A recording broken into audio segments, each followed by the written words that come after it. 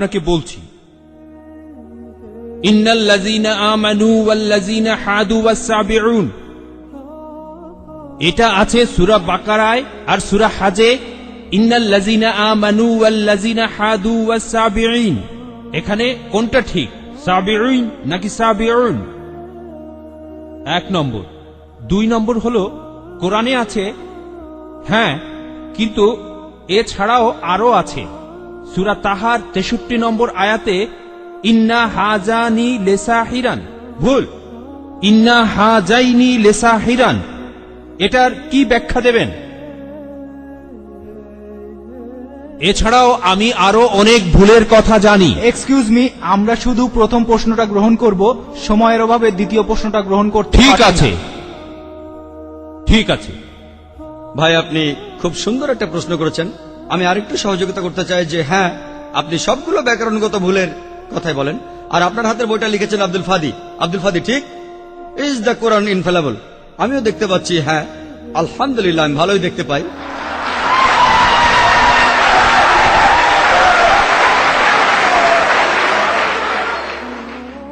আমি এই 20টা ভুলের সবগুলোর উত্তর দেব, কারণ আমি বইটা পড়েছি। আমি সবগুলোর উত্তর দেবো ইনশাল্লাহ, ইনশাল্লাহ। 1 নম্বর পয়েন্ট ভাই, 1 নম্বর পয়েন্ট, এখানে 1 নম্বর পয়েন্ট হলো যে আরবির সব ব্যাকরণ এসেছে কোরআন থেকে। কোরআন হলো সর্বোচ্চ আরবি বই, যে বইটাতে সবচেয়ে উঁচু মানের সাহিত্য আছে। আরবি ভাষার সব ব্যাকরণ এসেছে কোরআন থেকেই। কোরআন হলো ব্যাকরণের মূল গ্রন্থ, আর কোরআন যেহেতু ব্যাকরণের মূল গ্রন্থ এবং সব ব্যাকরণে এসেছে কোরআন থেকে, কোরআনে কোনো ভুল থাকতে পারে না। 1 নম্বর পয়েন্ট।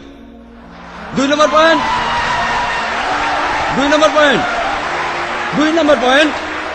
ব্যাপারটা এরকম যে আপনি একটা রুলার নিলেন, আর সেই রুলারের গায়ে দাগ কাটা আছে, তারপর বললেন যে মাপটা ভুল হয়েছে। এটা বেশ অযৌক্তিক।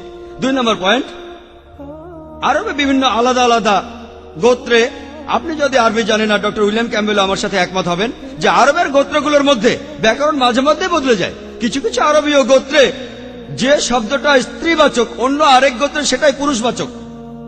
একই শব্দ, তবে গোত্রভেদে ব্যাকরণ বদল হতে থাকে, এমনকি শব্দের লিঙ্গ বদলে যায়। তাহলে আপনি কি কোরআনকে সবগুলো ব্যাকরণ দিয়ে পরীক্ষা করবেন? না। আর এছাড়াও কোরআনের ভাষা এত উঁচু মানের, এতই উঁচু মানের, এর কাছাকাছি কোনো সাহিত্য নেই। আর কোরআনের বিরুদ্ধে অনেক বই আছে, ইন্টারনেটে গেলে দেখবেন 12টা ব্যাকরণের ভুল, 21টা ব্যাকরণের ভুল, আব্দুল ফাদি 20টা ব্যাকরণের ভুল। আপনাদের কি ধারণা খ্রিস্টানরা এই ভুলগুলো বের করেছে? কারাই ভুল বের করেছে জানেন? কারা করেছে? মুসলমানরাই। মুসলমান পণ্ডিতরা, যেমন জামকশারি, তারা এটা করেছেন। কোরআনের ব্যাকরণ এত উঁচু মানের যে কোরআনের ভাষা মাঝে মধ্যে প্রচলিত আরবির বিরুদ্ধে যায়। কোরআনের ব্যাকরণ এত উঁচু মানের, কোরআনের ব্যাকরণ এতই উঁচু মানের, এজন্য তারা উদাহরণ দিয়েছে। আমিও কয়েকটা উদাহরণ দেব, এতে আপনারা সবগুলো উত্তর পেয়ে যাবেন। তারা উদাহরণ দিয়েছে যে কোরআনে লেখা আছে লূত আলাইহিস সালামের গোত্রের লোকজন, তারা সকল নবীকে ত্যাগ করেছে। বলা আছে সব নবীকে তারা বর্জন করেছে। ডক্টর উইলিয়াম ক্যাম্বেল বললেন যে নূহ নবীর গোত্রের লোকজন, তারা নবীদের ত্যাগ করেছে। আমরা ইতিহাস থেকে জানি যে মাত্র একজন নবীকে তাদের কাছে পাঠানো হয়েছিল। তাহলে এখানেও ব্যাকরণের ভুল আছে। কোরআনে বলা উচিত ছিল একজন নবীর কথা, বহু বচন না। আর আমি একমত, আর আমার আপনার মতো লোকের কাছে মনে হবে এটা ব্যাকরণের ভুল। কিন্তু যদি আপনারা আরবদের লেখা বইগুলো পড়ে থাকেন, কোরআনের আসল সৌন্দর্য কি? সৌন্দর্যটা হলো কোরআনে কেন একজন নবীর কথা না বলে নবীদের কথা বলা হয়েছে। আপনারা জানেন কেন?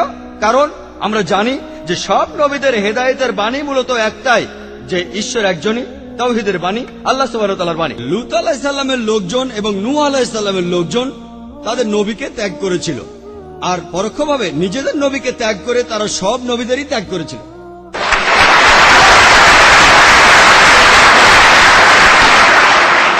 সৌন্দর্যটা দেখেন, ভাষার অলংকার দেখেন, আলহামদুলিল্লাহ।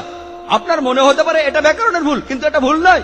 একইভাবে নূর সারওয়ার নামে একজন বলেছেন যে কোরআন বলছে কুন ফা ইয়াকুন, হ বললে হয়ে যায়। এটা নাকি হবে কুন ফা কানা, হ বললে হয়ে যেত।